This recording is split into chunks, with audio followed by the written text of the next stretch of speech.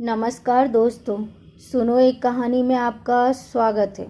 सबसे बड़ी संपत्ति। एक बार एक शक्तिशाली राजा घने वन में शिकार खेल रहा था। अचानक आकाश में बादल छा गए और मूसलाधार वर्षा होने लगी। सूर्य अस्त हो गया और धीरे धीरे अंधेरा छाने लगा। अंधेरे में राजा अपने महल का रास्ता भूल गया और सिपाहियों से अलग हो गया। भूख, प्यास और थकावट से व्याकुल राजा जंगल के किनारे एक टीले पर बैठ गया। थोड़ी देर बाद उसने वहां 3 बालकों को देखा। 3 बालक अच्छे मित्र थे। वे गांव की ओर जा रहे थे। राजा ने उन्हें बुलाया, सुनो बच्चों, जरा यहाँ आओ। बालक जब वहां पहुंचे तो राजा ने उनसे पूछा, क्या कहीं से थोड़ा भोजन और जल मिलेगा? मैं बहुत प्यासा और भूखा हूँ। बालकों ने उत्तर दिया, अवश्य, हम घर जाकर अभी कुछ लेकर आते हैं। वे गांव की ओर भागे और तुरंत जल और भोजन लेकर आए। राजा बच्चों के उत्साह और प्रेम को देखकर बहुत प्रसन्न हुए। राजा ने बोला, प्यारे बच्चों, तुम लोग जीवन में क्या करना चाहते हो? मैं तुम सबकी सहायता करना चाहूँगा। कुछ देर सोचने के बाद एक बालक बोला, मुझे धन चाहिए। मैंने कभी भी समय पर खाना नहीं खाया और कभी भी सुंदर वस्त्र नहीं पहने, इसलिए मुझे केवल धन चाहिए।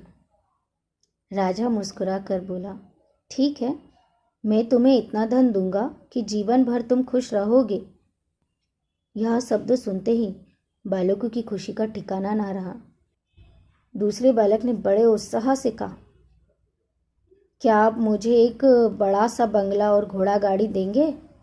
राजा ने कहा, अगर तुम्हें यही चाहिए तो मैं तुम्हारी इच्छा भी पूरी कर दूंगा।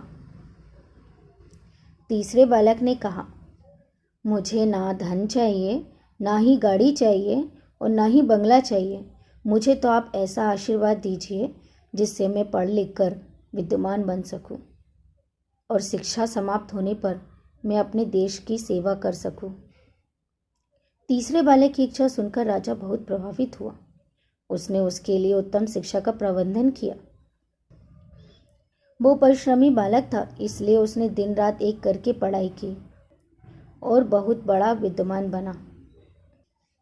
और समय आने पर राजा ने उसे अपने राज्य में मंत्री पद पर नियुक्त भी कर लिया। एक दिन अचानक राजा को वर्षों पहले घटी उस घटना की याद आ गई। उन्होंने मंत्री से कहा, वर्षों पहले तुम्हारे साथ जो 2 बालक थे, अब उनका क्या हाल चाल है?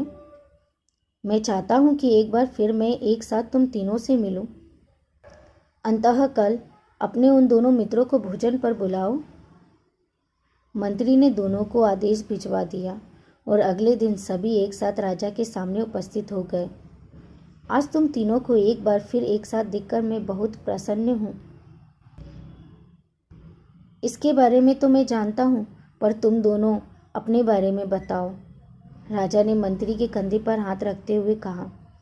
जिस बालक ने धन मांगा था वो दुखी होते हुए बोला, राजा साहब, मैं उस दिन आपसे धन मांगकर बहुत बड़ी गलती की। इतना सारा धन पाकर मैं बहुत आलसी बन गया और बहुत सारा धन बेकार की चीज़ों में गंवा दिया। मेरा बहुत सारा धन चोरी भी हो गया और कुछ एक वर्षों में मैं वापस पहले की स्थिति में पहुंच गया, जिस स्थिति में आपने मुझे देखा था। बंगला घोड़ा गाड़ी मांगने वाला बालक भी अपना रोना रोने लगा। महाराजा, मैं बड़ी बड़ी ठाठ से अपने बंगले में रह रहा था, पर वर्षों पहले आई बाढ़ में मेरा सब कुछ बर्बाद हो गया और मैं भी अपने पहले स्थिति में पहुंच गया। उनकी बातें सुनने के बाद राजा ने बोला, इस बात को अच्छी तरह गांठ बांध लो। धन संपदा सदा हमारे पास नहीं होती, पर ज्ञान जीवन भर मनुष्य के काम आता है और उसे कोई चुरा भी नहीं सकता। शिक्षा ही मानव को विद्वान और बड़ा आदमी बनाती है, इसलिए सबसे बड़ा धन विद्या ही है। दोस्तों, यह कहानी आपको अच्छी लगी हो तो इसे लाइक करें और कमेंट में ज़रूर बताएं। इसी तरह की और कहानियाँ सुनना चाहते हैं तो आप हमारे चैनल सुनो एक कहानी को सब्सक्राइब करके बेल आइकन दबाएं। धन्यवाद।